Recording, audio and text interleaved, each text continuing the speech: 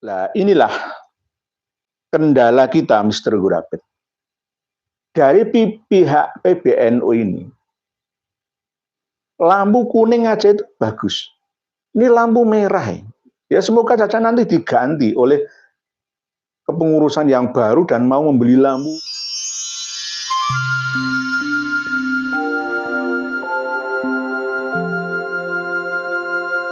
Dari Om Purbo Aisyah, suarakan terus rungkatnya Nasabani Alawiyai supaya lekas ada gerakan dari PBNU pusat untuk bongkar makam-makam palsu. Makam pejuang dan wali songo yang pada dibaklawikan jumlah 3.000 akan butuh waktu lama Kiai nggih. Banyak orang yang menilai saya itu hanya ngomong saja, tidak. Saya sudah jalan. Ada call Mbah Sunan Ampel kemarin, saya pas di luar Surabaya, saya sedang berada di Jawa Tengah pada waktu itu. Tapi saya sudah komunikasi dengan tim-tim kami yang dekat dengan ring 1. Di depannya langsung Habib Abdul Qadir Ba'abud itu. Sudah saya instruksikan kalau sampai Mbah Silsilah mendoktrin Dawir, langsung interupsi. Ada yang bagian interupsi, ada yang bagian menanggapi. Bikin geger saja. Saya bilang begitu, karena apa? Biar nanti masyarakat Indonesia semua tahu. Kalau nggak dimulai dengan gegeran, nanti akan adem-adem ayam kayak gini aja. Terus ya namanya nggak perang opini media lah, namanya gitu. Tapi alhamdulillah Habib Abdul Qadir Ba'abud tidak ngomong apa-apa. Dan bahkan Habib Lutfi bin Yahya pun tidak datang. Ya, karena saya sudah hubungan langsung dengan keluarga pengurus ketakmiran Masjid Agung Ampel. Bahwa ternyata memang ada dualisme kepengurusan. Jadi ada yayasan yang dikudeta. Mulai tahun 70-an, memang mayoritas Duriyah asli Mbah Sunan Ngampel yang masih ada di Zawiyah sekitar Ngampel sana itu tidak setuju. Makam asli Mbah Sunan Ampel dibuat seperti makam Yaman, seperti itu tidak setuju. Saya sudah langsung komunikasi dengan mereka. Bapak-bapak, sudah saya proses ke Bareskrim nanti. Nah, ternyata ujung-ujungnya adalah pengarahnya itu adalah Habib Lutfi bin Yahya. Kok bisa buat makam seperti itu? Rujukannya ke Habib Lutfi bin Yahya. Cuma Habib Lutfi bin Yahya tidak masuk ke dalam jajaran kepengurusan yayasan. Jadi pengurus yayasan, pengelola masjid dan makam yang ada di Ngampel itu adalah orang-orang yang ada yang muhibin dan ada yang setengah muhibin dan ada yang tidak muhibin. Jadi jumlah 3.000 itu butuh waktu yang lama, Kiai nggih, butuh waktu yang lama. Bahkan saya di video call dan ada kiriman video langsung Habib Hani Asakov, Hani Hansakov itu berada di dekat ring 1 depan pas itu. Saya ada datanya itu. Jadi tidak diam saja kita ini. Tidak diam saja itu. Jadi makam 3.000-an ini butuh waktu yang lama. Jadi ada yang menyudutkan kami, misalnya ngomong enggak, iya butuh waktu. Karena ini doktrin itu. Musuh kita bisa saudara sendiri. Kalau seandainya muhibin, nahdiyin, ulama dan santri semua ini sadar 100%, gampang sudah. Habis sudah masalah ini gitu loh. Ya karena memang banyak muhibin yang masih belum sadar itu. Jadi kita harus pelan-pelan dengan cara yang bijaksana. Berikutnya, Pak Nur Indonesia. Tanya Pak Kiai, apakah renovasi makam Sunan Ampel atas rekomendasi dari Habib Alawi, Pak Nur Indonesia, berkat usulan, ya pas corona itu, PPKM itu, dari pengurus makam, pengelola makam yang ya rebutan lah, sama seperti kasus Takmiriyah. Yayasan-yayasan itu banyak yang rebutan itu.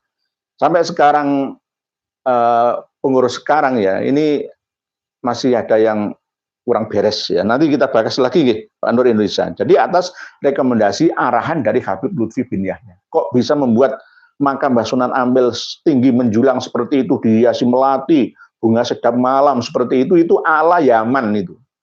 Ala Yaman itu. Saya malah tambah sekarang itu kalau melihat makam Mbah Sunan Ampel seperti itu, saya itu menangis. Menangis saya. harus dikembalikan lagi. Kita proses kok nggih. Nggih, Mustafa Ahmadi, saya sangat sedih prihatin dengan Khaul Akbar Sunan Ampel kemarin. Habaib masih dominan. Bahkan dalam doa maupun silsilah masih nyanggok ke Ubaidillah bin Isa, bin Ahmad bin Isa nggih. Nggih, kedengarannya masih seperti itu. Habib Abu Bakar Asakaf itu, Asakaf itu. Itu kalau ngomong kelihatannya muantep gitu. Pas kemarin di Hall Maulana Malik Ibrahim Gresik itu juga kelihatan mantap itu. Hati-hati. Omongan yang seperti itu mengandung sihir gitu. Termasuk menyihir para jamaah yang awam ya langsung masuk ke dalam memori otak. Jadi hati-hati nggih. Sebutkan itu masih ka'amul faqih ilmu karena leluhurnya kiai-kiai tidak disebutkan. Disebutkan hanya sedikit saja. Yang disebutkan dari leluhurnya. Ya itulah. Kita akan ambil alih nanti secara elegan lah ya.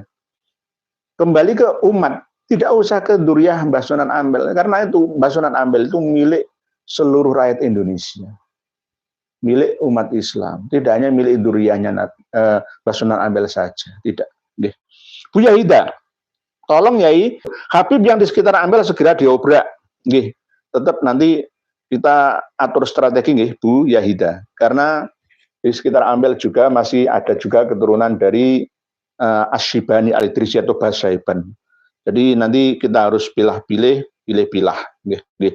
Pak Agus Haryadi, masalah niki tidak semudah membalik telapak tangan nggih, leres Pak Agus Haryadi. Memang perjuangan butuh waktu yang lama karena memang doktrin yang sudah merasuk dalam jiwa saudara kita ini ya lama nggih Pak Agus Haryadi. Kalau cuma 1 tahun 2 tahun nggak cukup kita sirami dengan siraman rohani seperti hujan yaitu langsung basah semua. Tapi ini karena lama waktunya, sejak musim berganti, musim terus berganti, doktrin ini masih belum selesai. Tetap mohon dukungannya Pak Agus Haryadi. Saya sering menjalankan amanah jenengan. Saya sowan ke kiai-kiai minta dukungan sambil menjelaskan kepada mereka.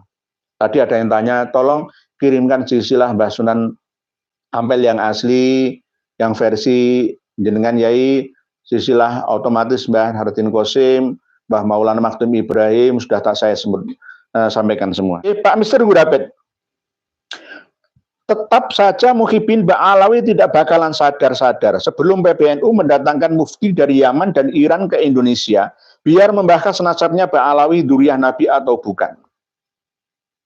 Lah inilah kendala kita Mr. Gurabet. Dari pihak PBNU ini, lampu kuning aja itu bagus. Ini lampu merah. Ya semoga saja nanti diganti oleh kepengurusan yang baru dan mau membeli lampu, nggak usah lampu hijau dulu lah, lampu kuning. Hati-hati atau bisa oke, bisa enggak itu. Nah ini lampu merah, mereka sudah kena doktrin, sudah tersihir. Kalau PBNU ini memberi lampu hijau, wah siap sudah. Gitu. Siap sudah. Oleh sebab itu saya berpesan kepada struktur kepengurusan Nahdlatul Ulama, jangan dimasuki ke Habib. Hilangkan, bersihkan semua dari unsur Habib, siapapun dia. Biar Habib itu berkarya di Robitoh Alawiyah saja. Tidak usah turut campur ikut masuk dalam kepengurusan Nahdlatul Ulama. Kiai Haji Maduddin Usman dan kawan-kawan akan mampir ke rumah saya di pondok saya di Surabaya. Sudah dijadwalkan dan sudah saya persiapkan. Dari Pasuruan, Kecamatan Lekok sana, langsung mampir ke sini.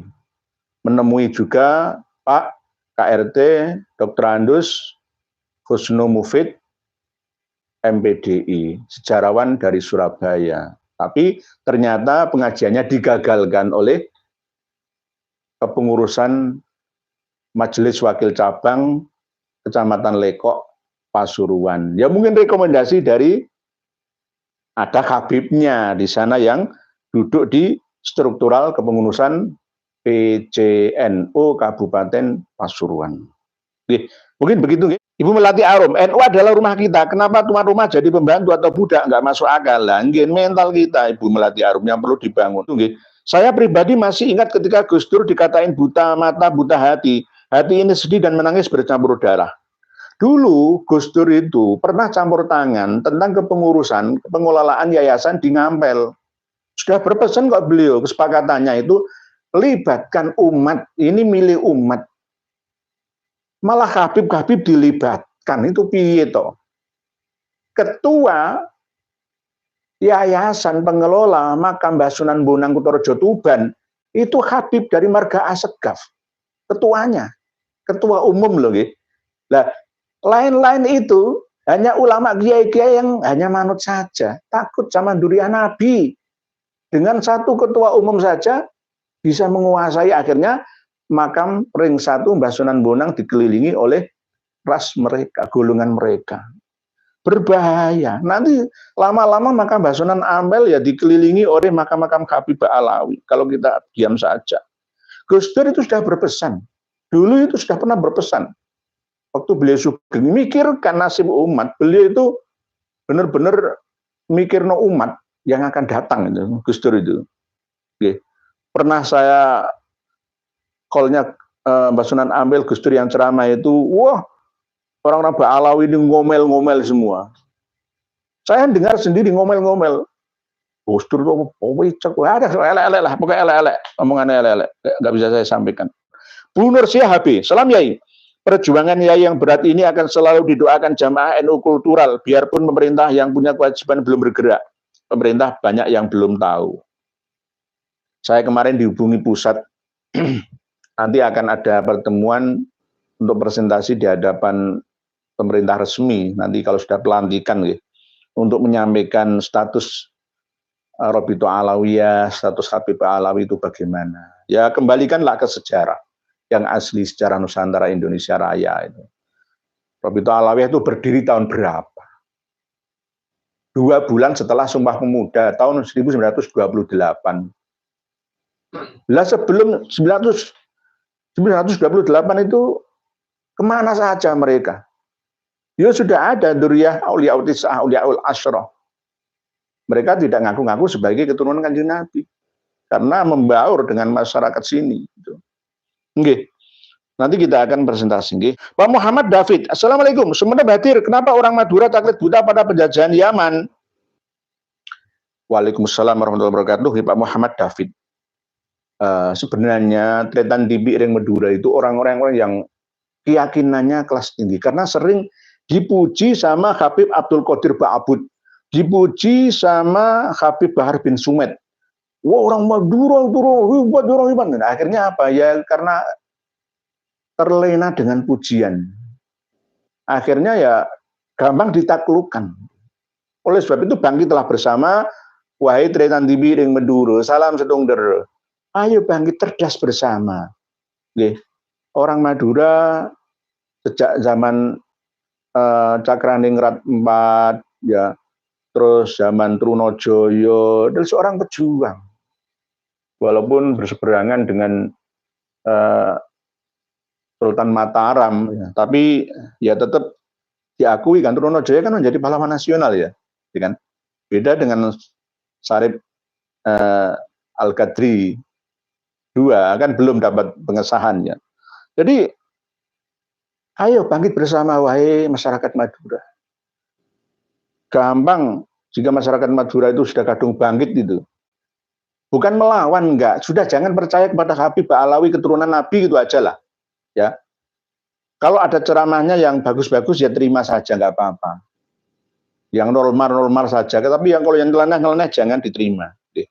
Baik Madura yang Jawara, Jawa Madura, yang ada di Lumajang, yang ada di Banyuwangi, Malang Selatan, bagian Blitar, Pasuruan, Probolinggo, Bondowoso, Situbondo, semuanya. Ayo bangkit bersama. Yang dari dataran Pulau Madura juga, mulai dari Bangkalan sampai Kangean. Ayo bangkit bersama. Salam setungder. Ini saya Akil Segaf Al-Farhan, dunia nyata. Habib tetap bersinar terang menerangi bangsa Indonesia. Lagi dari Said Segaf Akil Segaf Al-Farhan. Habib tetap bersinar terang menerangi bangsa Indonesia. Bani Ubaid itu berkuasa menguasai Afrika Utara dan sekitarnya itu 262 tahun, 2 abad lebih. Dengan penuh kebohongan itu. Dan nanti kalau misalkan Ba'alawi dibiarkan saja akan menguasai tidak hanya politik tapi spiritual kita. Ini yang lebih berbahaya. Selama ini kan kita antisipasi ya penjajahan China ya. Ada tentara merah yang masuk ke Indonesia mau menjajah keamanan kita ya, teritorial kita misalkan ya. Tapi justru yang sudah masuk di sekitar kita ini malah dari kalangan Ba'alawi, dari Hadromi, dari Yaman sana itu. Pak Muhajirin Jamilun, makin hari malah kesombongan dan keangkuhannya yang diperlihatkan. Tidak hanya para habib yang sombong, Pak Muhajirin Jamilun. Para muhibinnya itu ikut-ikut sombong. Keplok-keplok, paling itu sombong, saya sampai dihujat mereka. Katanya, ya itulah yang namanya mental jongos, mental budak, mental elender, mental herder. Mohon maaf, saya agak keras dalam masalah ini. Karya indah, ngapunten ya dari tanglet tadi malam saya berdebat dengan seorang mukibin. Katanya ada kitab nasab abad 5 yang mengisbat nasab Ba'alawi, namanya kitab Musajar. Benarkah ada kitab itu? Ya tidak ada. Kitab Musajar itu tadi sudah saya sampaikan, ini kitab Musajar. Musajar itu ini, Musajarul Kasyaf. Terkenal dengan nama kitab Bahrul Ansab. Bentuknya Musajar gini loh, Musajar ini namanya. Bentuknya Musajar. Pohon, nasab, nanti ada ranting, ini namanya Musajar. Nggak ada. Jadi alasan apa? Buktikan mana kitabnya. Kita sudah membahas selama ini. Karya indah. Ngapunten dia dari tanglet. Tadi malam saya berdebat dengan seorang mukibin. Katanya ada kitab nasab abad 5 yang mengisbat nasab Ba'alawi. Nggak ada. Kitab Abnaul Imam ini katanya kitab paling lama katanya. Nah ini kan tulisannya kan Al-Mu'ammar Yahya bin Muhammad bin Qasim Al-Husain Al-Alawi Asy'ari dengan Ibnu Toba yang wafat tahun 478 Hijriah, berarti abad kelima. Abad kelima kan ini. Ini sudah ada campur tangan abad ke-13, abad ke-12 Hijriah. Dari penyalinnya. Jadi sudah tidak akan murni lagi kitab ini, Abnaul Imam ini. Jadi kitab ini tidak bisa dikatakan sebagai kitab abad 5 Hijriah, Abnaul Imam. Ini sudah ada campur tangan, ini disebutkan. Ibnu Sodaqoh Al-Khalabi yang terkenal dengan nama Al-Warraq itu menambahi tahun 1180 Hijriah, berarti abad 12. Terus berikutnya Abul Aun Muhammad As-Safarini tahun 1188, itu juga menambahinya. Terus yang terakhir adalah Muhammad bin Nasr Ibrahim Al-Maqdisi tahun 1350, abad 14, baru kemarin. Baru kemarin. Nah, berarti kita ini sudah tidak murni lagi, gitu. Tidak murni lagi. Sama dengan kitab Syamsud Dhairah itu sebenarnya nggak murni. Syamsud Dhairah yang asli itu seperti yang tercantum dalam manuskrip yang saya simpan, yang saya dapatkan dari perpustakaan Suwidi Al-Arabiyah. Yang sekarang itu kan kitab karya Habib Diya Shihab, namanya saja Syamsud Dhairah. Itu Habib Abdurrahman Al-Masyhur itu Syamsud Dhairah yang asli.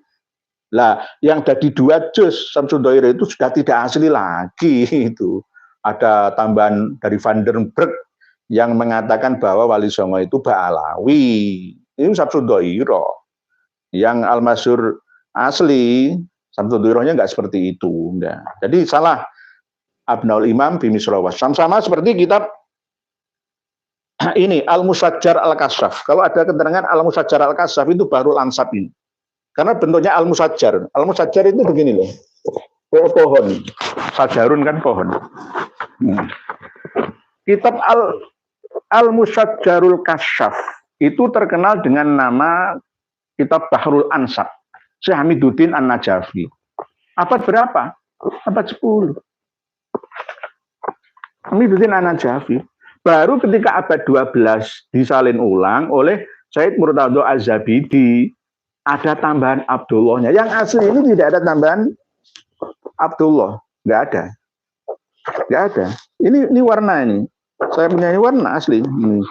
Kalau yang ada merah-merah ini berarti tambahan. Ini namanya Al-Musajjar. Nggak ada nama Abdullahnya. Ubaidillah apa lagi? Abdullah aja nggak ada kok. Baru ketika abad 12 Hijriah yang disalin ulang oleh Said Murtado Az-Zabidi, pengarang kitab Ar-Raudul Jali, itu baru ini nama Al-Musajjar. Kalau yang begini itu Al-Mubassat. Abnaul Imam itu Al-Mubassat. Kalau ini Musajjar namanya. Musajjar itu berbentuk diagram, berbentuk pohon. Ya, sama dengan gini loh. Kitab Jamharoh Ansabil Arab, ini kitab abad 5. Tapi saya salin, saya tambahi sendiri, saya koreksi, saya kurangi, terus saya katakan, kitab Jamharoh Ansabil Arab.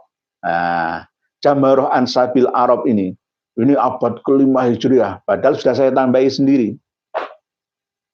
Jadi termasuk Yusuf Jamalullah itu juga ikut-ikut nambahi di sini yang mengarang kitab Asy-Syajarah Az-Zakiyah itu.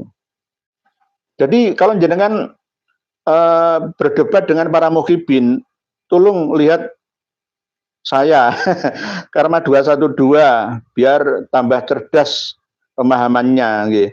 Kalau hanya kitab satu saja, dua saja, ya nggak bisa dijadikan referensi utama, nggak bisa. Tahun berapa? Ibnu Toba itu, iya Ibnu Toba abad 5, tapi nggak ada Abdullahnya. Imam Ahmad aja nggak disebutkan. Cuma setelah itu disalin ulang oleh beberapa ulama, termasuk abad ke-14 itu. Garuda Sakti, jangan ada debat, yai. Karena jika Mukhibin tersadarkan, maka klan Habib Ali pasti rungkat salawas. Yo, bener dengan Pak Garuda Sakti. Insya Allah seperti itu. Jika nanti terpaksa harus mengikuti debat terbuka, ya harus dengan yang bersangkutan dari resmi Rabithah Alawiyah saja. Berikutnya, Mas Sai, nyimak Kiai, apakah ada durian Nabi yang asli di Indonesia? Apakah mereka riwayatnya nyambung dari zaman ke zaman? Terima kasih, ada. Ada durian Nabi yang asli di Indonesia, termasuk Bani Wali Songo itu. Walaupun saya didesek banyak orang, buktikan saya itu tidak mengunggulkan nasab saya. Nanti kalau saya mengunggulkan nasab saya, jenengan akan ganti menyerang saya. Oh, pantesan nasab yang diakui keturunan Nabi, sudah nggak usah nganggap saya itu keturunan Kanjeng Nabi. Nggak usah nganggap saya itu. Ayo berjuang, bersaing bersama. Berlomba-lomba dalam kebaikan dan ketakwaan saja. Mas Sai, jadi ada yang nyambung, itu ada. Tapi tetap harus dikoreksi lagi, ada yang terputus di antara nama-nama silsilah yang tercantum. Karena apa? Kalau secara umum, secara normal, dari zaman Rasulullah sampai sekarang itu 1.500 tahun, harusnya antara 70 sampai 75 generasi nama. Kalau memang dibuat paling sedikit sajalah, ya antara 50-an lah, itu 50-an. Seperti kalau di Yordania ya antara 45, 46, 47. Kalau di Indonesia ini masih jauh, ada yang 38, ya. Yang anak kecil itu baru 40, bahkan Habib Bahar itu 33, jauh, masih jauh.